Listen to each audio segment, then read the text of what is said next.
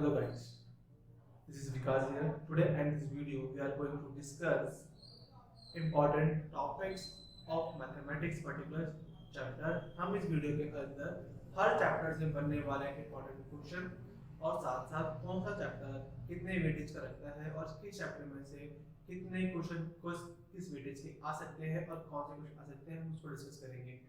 I think ये video थोड़ा लंबी होने वाली है, हो सकती है, बट आई एम श्योर अगर आप पूरी वीडियो को देखेंगे तो आपको अच्छे से समझ में आ जाएगा कि हमें कितनी प्रैक्टिस करनी है और कितनी नहीं है और हमें कौन कौन से क्वेश्चन की प्रैक्टिस करनी चाहिए। ओके, चलिए स्टार्ट करते हैं। Let's start.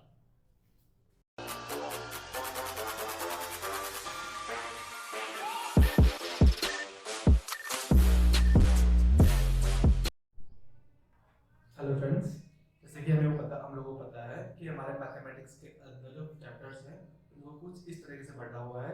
पहला है हमारा रिलेशन फंक्शन, दूसरा है हमारा अलजेब्रा, तीसरा है हमारा कैलकुलस, चौथा है हमारा वेक्टर एंड 3D, पांचवा है हमारा लीनियर प्रोग्रामिंग और छठा है हमारा प्रोबेबिलिटी। तो सबसे पहले बात करते हैं रिलेशन फंक्शन की।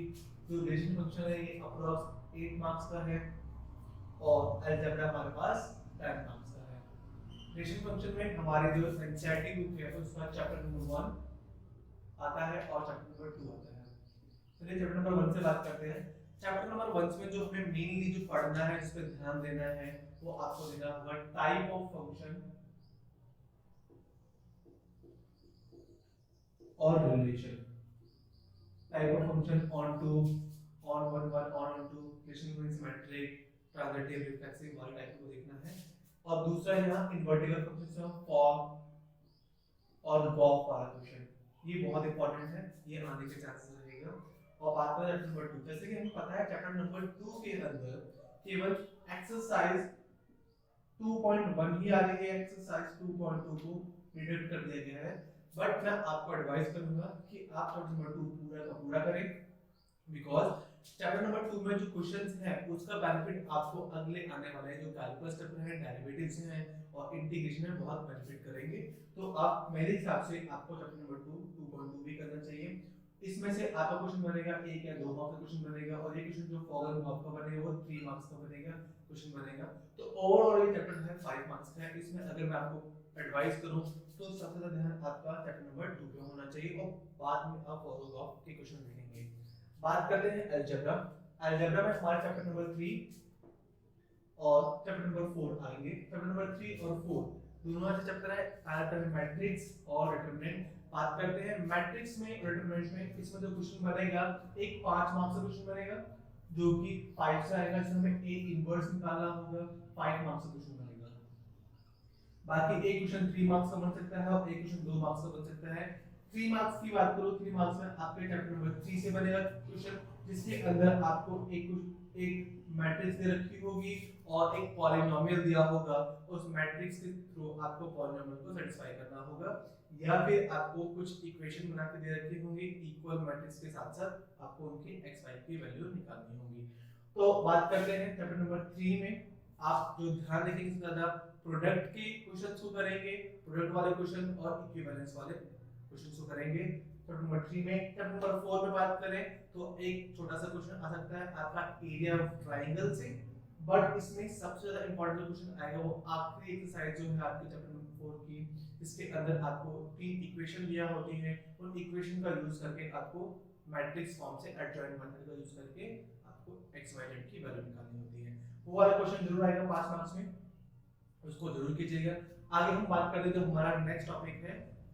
ओके, हमारा जो अगला है वो है कैलकुलस। कैलकुलस 35 मार्क्स का, सबसे ज्यादा वेटेज पूरे इसमें इस कैलकुलस की है और सबसे ज्यादा नंबर ऑफ चैप्टर्स भी इसी के अंदर है। इसमें कौन कौन चैप्टर है हमारे पास? Chapter number 5 limit and derivatives की बात करते हैं और चैप्टर नंबर 6, ये दोनों चैप्टर आपके वॉल्यूम 1 में मिलेंगे। चैप्टर नंबर 5 में अगर आपको ध्यान देना है तो लिमिट, एक लिमिटेड क्वेश्चन आने के चांसेस है। लिमिट एक्सरसाइज 5.1 की बात करूं मैं, एक्सरसाइज एनसीईआरटी बुक की एक्सरसाइज 5.1 की मैं बात करता हूं, उसके जो आखिरी के क्वेश्चंस हैं जिसमें फंक्शन कंटीन्यूअस है आपको दे रखा है ऑलरेडी और उसमें आपको ए और बी के बीच में रिलेशनशिप फाइंड करना है या आपको लैम्डा एक्स वाई की वैल्यूज निकालनी है। ऐसे क्वेश्चन जरूर आएंगे और वो अगर आते हैं अप्रॉक्स 3 मार्क्स के ऐसे क्वेश्चंस बनेंगे आपके। इसमें एक क्वेश्चन लिमिट का बनेगा 3 मार्क्स का, और अगर पैरामीट्रिक फंक्शन, पैरामीट्रिक फंक्शन वाला क्वेश्चन बहुत इंपॉर्टेंट है। ये क्वेश्चन एग्जाम में आने के चांसेस हैं। अच्छे क्वेश्चन है। पैरामीट्रिक फंक्शन में भी डबल डेरिवेटिव की बात करते हैं, और एक प्रूफ करने वाले सवाल जो है जो आपकी चैप्टर 5 के मिसलेनियस में मिलेंगे, और आखिरी एक्सरसाइज में जो डबल डेरिवेटिव करके इक्वेशंस को प्रूफ करने वाले क्वेश्चन है वो क्वेश्चन आएंगे। ये क्वेश्चन अगर हम बात करूं जो प्रूफ करने वाले क्वेश्चन होंगे वो आपके 3 या 5 मार्क्स में आ सकते हैं, और इनके ऑप्शन में भी क्वेश्चन आ सकता है। बात ध्यान रखते हैं। चैप्टर नंबर 6, चैप्टर नंबर 6 अपने आप में बड़ा चैप्टर है, पार्ट ए डिडक्ट हो चुका है। इसके अंदर जो चैप्टर डिडक्ट हुए हैं वो आपको पता है। मैं इसमें केवल 2 टॉपिक्स को ध्यान रखूंगा, 2 या 3 टॉपिक्स को। पहला टॉपिक आपका होगा इसमें हमें स्लोप के बारे में और इक्वेशन ऑफ लाइन के बारे में पढ़ना है, वो वाला टॉपिक। इसमें कोई सवाल प्रूफ करने वाले हैं। इसमें एक है 8t² = 1 समथिंग करके है एक सवाल, तो ये वाला है, तो आप उसको जरूर देखिएगा। दूसरा हम सवाल की बात करते हैं इसके अंदर मैक्सिमम और मिनिमम, जो आपके पॉलिनोमियल या किसी फंक्शन के मैक्सिमम मिनिमम वैल्यूज हैं उस पे हम करेंगे। बात करें तीसरा जो मोस्ट इंपॉर्टेंट टॉपिक है, जो मैं आपको प्रेफर करूंगा कि आप ये इसको जरूर ही करके जाएं, एक्सरसाइज 6.5 है और जो मिसलेनियस है उसको जरूर करें। इसमें से प्रूफ करने वाला सवाल जो होगा वो डेफिनेटली आएगा, और मैं आपको कहता हूं कि आप बाहर से नहीं करें तो पहले आप एनसीईआरटी में जितने भी सवाल दिए गए हैं प्रूफ करने वाले और एग्जांपल वही कर लें। ये क्वेश्चन जो आएगा आपके 5 मार्क्स का आएगा। एक क्वेश्चन कितने मार्क्स का आएगा? कम से कम 5 मार्क्स का क्वेश्चन होगा, और यहां मैं बात कर लेता हूं जो ये क्वेश्चन होंगे ये अप्रॉक्स 3 मार्क्स के होंगे। अगर हम बात करते हैं चैप्टर नंबर 7 की, चैप्टर 7 में बात करता हूं, इंटीग्रेशन की बात करता हूं। इंटीग्रेशन में बेसिकली बहुत बड़ा चैप्टर है।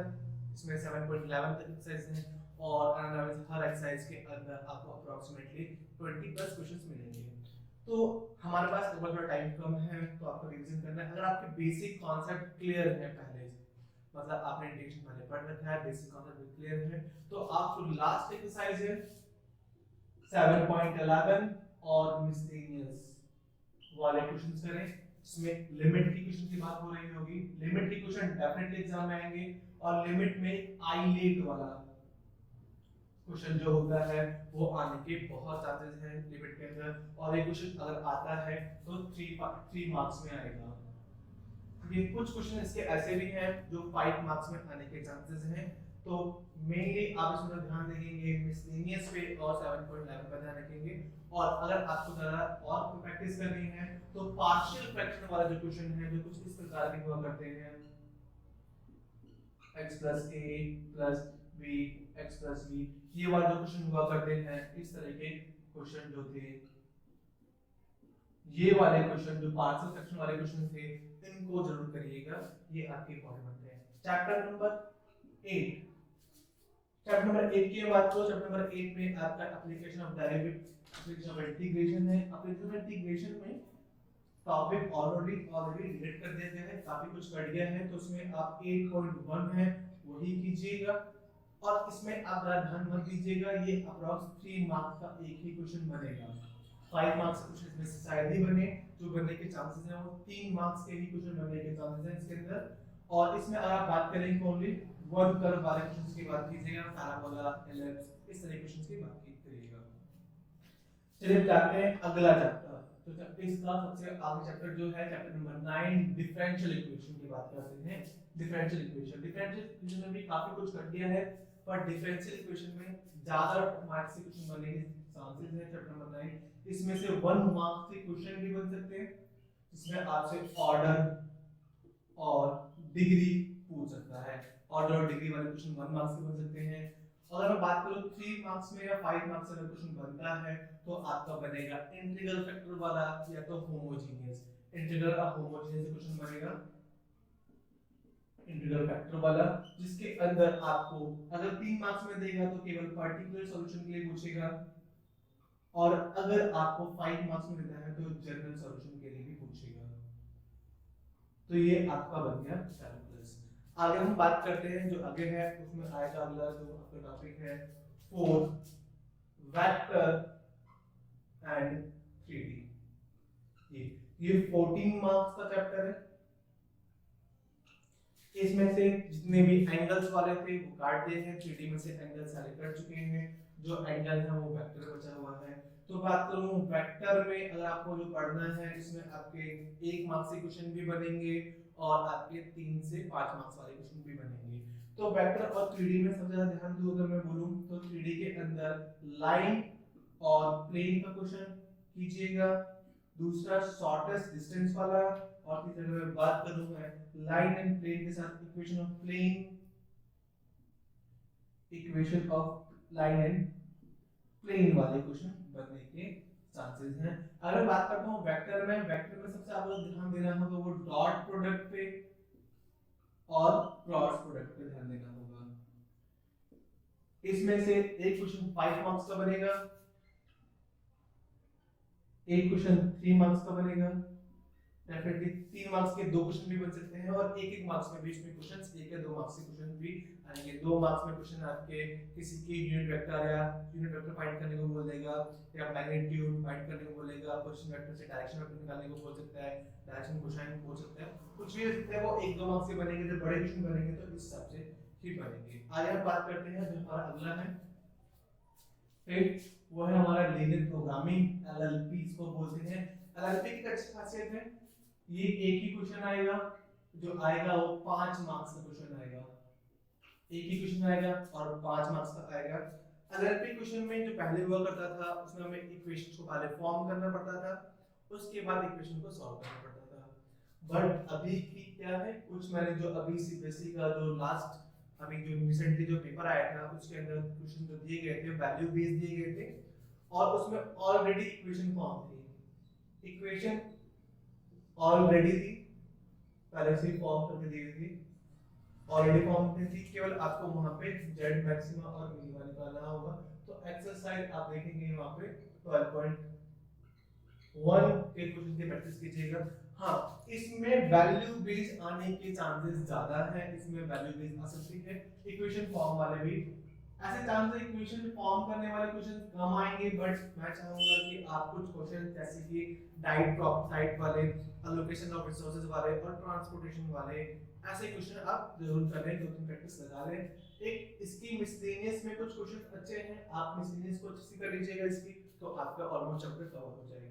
लास्ट में हम बात करते हैं हमारा जो आखिरी बचता है वो है हमारा जो आखिरी बचा हुआ है 6 प्रोबेबिलिटी, जो कि अप्रॉक्स 8 मार्क्स का है। इसमें से 5 के 3 का बन सकता है या फिर 3 के प्लेस पे 2 का और 1 का भी बन सकता है। 5 मार्क्स में बात करूं, अगर 5 मार्क्स का क्वेश्चन बनने वाला होगा, 5 मार्क्स में या तो बेस थ्योरम बनेगा, बेस थ्योरम क्वेश्चन बनेगा, या फिर आपके कंडीशनल अप्रोच वाले क्वेश्चंस बनेंगे। और 3 मार्क्स में भी आपके कंडीशन एक क्वेश्चन बेस का और एक कंडीशनल अप्रोच का क्वेश्चन डेफिनेटली आएगा, 3 या 5 में हो सकता है, या फिर आपके सेट वाले क्वेश्चन भी आ सकते हैं। सेट वाले आपके इंडिपेंडेंट है कि नहीं है, कुछ इस तरीके वाले काम है, ए कंडीशन बी क्या अगर प्रोबेबिलिटी निकालनी होगी, इस तरीके से आपको जो क्वेश्चन है ये इस फार्मूले वाले बेस पे जो क्वेश्चन होंगे आपको वहां फंक्शन इंडिपेंडेंट है उस टाइप के क्वेश्चंस आएंगे। तो ये आपके मोस्टली चैप्टर इंपॉर्टेंट थे, इसमें से इंपॉर्टेंट क्वेश्चन बन सकते हैं। अब हम बात करते हैं आगे कि हम लोग अगर स्टार्ट करें तो कैसे करें। सबसे पहले हम बात करते हैं कि कौन से चैप्टर को हमें पहले स्टार्ट करना चाहिए और कौन से को हमें बाद में करना चाहिए, उनके वेटेज अकॉर्डिंग जो कम टाइम लगे और इनका आउटपुट ज्यादा हो, कम टाइम में आउटपुट ज्यादा मिले, हम वो चैप्टर को स्टार्ट करेंगे। तो सबसे पहले हम बात करते हैं चैप्टर नंबर 3 और 4, जबकि अलजेब्रा है, अलजेब्रा वाला चैप्टर आपके कम टाइम में ज्यादा आउटपुट देंगे। अलजेब्रा आपके 10 मार्क्स का चैप्टर है, इसके अंदर आपको केवल 2 टाइप के क्वेश्चन की प्रैक्टिस करनी है, 2 या 3 टाइप्स की। एक टाइप आपका जिसके अंदर जो 5 मार्क्स का आने के चांसेस हैं इनवर्स वाले क्वेश्चंस की, और दूसरे टाइप की बात करते हैं जो प्रोडक्ट के साथ साथ आपके किसमें है इक्विवेलेंट वाले मैट्रिक्स होंगे, कुछ टाइप क्वेश्चन प्रैक्टिस करेंगे। तो आपके कम टाइम में 3 और 4 ज्यादा आउटपुट देंगे, दूसरा चैप्टर अगर मैं बात करूँ, दूसरे पैराग्राफ में आता हूँ, तो मैं आऊंगा लीनियर प्रोग्रामिंग में। ये कम टाइम में विद इन 1 और 2 डेज के अंदर चैप्टर कंप्लीट हो जाएगा। आप ये कॉन्सेप्ट करेंगे तो आप आपके 2 या 3 घंटे क्लास में कॉन्सेप्ट कवर हो जाएंगे, और प्रैक्टिस करेंगे तो 1 to 2 डेज के अंदर ये कवर हो जाएगा और ज्यादा आउटपुट दे देगा। 5 मार्क्स का एक क्वेश्चन आएगा। तो मैं चाहूंगा 5 बुक से प्रैक्टिस करने के बाद अगर आपको रिवीजन करना हो तो पिछले 5 साल में जितने पेपर में आए हुए क्वेश्चंस होंगे या मॉडल स्टेट के ही क्वेश्चंस इसको कीजिएगा। उसके बाद मैं आता हूँ वेक्टर और 3D पे, या प्रोग्रामिंग में कोई भी कर लीजिएगा। वेक्टर और 3D में 14 मार्क्स है, जिसका वेक्टर अच्छा है या वेक्टर और 3D का साइंस बैकग्राउंड से है तो बेसिकली वेक्टर और 3D की प्रेफरेंस देंगे, क्योंकि उन्होंने अपने फिजिक्स के 11th स्टैंडर्ड में पढ़ रखा है ऑलरेडी। तो ये आपका ज्यादा बेनिफिट है, 14 मार्क्स का है, और उसके कंपैरिजन में प्रोबेबिलिटी 8 मार्क्स की है। तो ये दोनों हैं एक जैसे ही, कम टाइम लेने वाले हैं। अप्रोक्स ये आपके 3 से 4 दिन के अंदर कंप्लीट हो जाएगा मैक्सिमम की बात करो, और ये भी आपके 3 से 4 दिन के अंदर कंप्लीट हो जाएगा। तो आप इनमें से किसी को कर सकते हैं। और उसके बाद सबसे ज्यादा आउटपुट देने वाला और सबसे ज्यादा टाइम कंज्यूम करने वाला कौन सा है? कैलकुलस। और उससे एक और बचता है रिलेशन फंक्शन। रिलेशन फंक्शन में चैप्टर 1 और 2 आता है, तो 1 को आप बाद में भी कीजिएगा, 2 को पहले कर लीजिएगा, क्योंकि चैप्टर नंबर 2 जब आप करेंगे तो उसके बाद ही आप अपने कैलकुलस को अच्छे से कर पाएंगे। जब तक आप इनवर्स ट्री को नहीं करेंगे कैलकुलस में, आपके इंटीग्रेशन में और डेरिवेशन में दोनों में दिक्कत आने वाली है। तो आपको सबसे पहले कैलकुलस करना होगा। कैलकुलस 35 मार्क्स का है आपका, उसमें आप अच्छे से प्रैक्टिस कीजिएगा। मैंने आपको ऑलरेडी बता रखा है कि कौन कौन से क्वेश्चंस आपको किसमें करने हैं। सबसे पहले सबसे लास्ट में आप कैलकुलस को ध्यान रखिएगा, और सबसे पहले बाकी चैप्टर के लिए, क्योंकि कम टाइम और ज्यादा आउटपुट मिलेगा। वैसे वेटेज तो कैलकुलस की भी ज्यादा है, बट हम बात करेंगे वो टाइम कंज्यूमिंग भी ज्यादा है। तो आई होप आपको मेरी वीडियो अच्छी लगी होगी। आपको कुछ भी डाउट है, कुछ भी पूछना है तो आप मुझे कमेंट कर सकते हैं, और अच्छा लगा तो आप शेयर कीजिए और सब्सक्राइब कीजिए।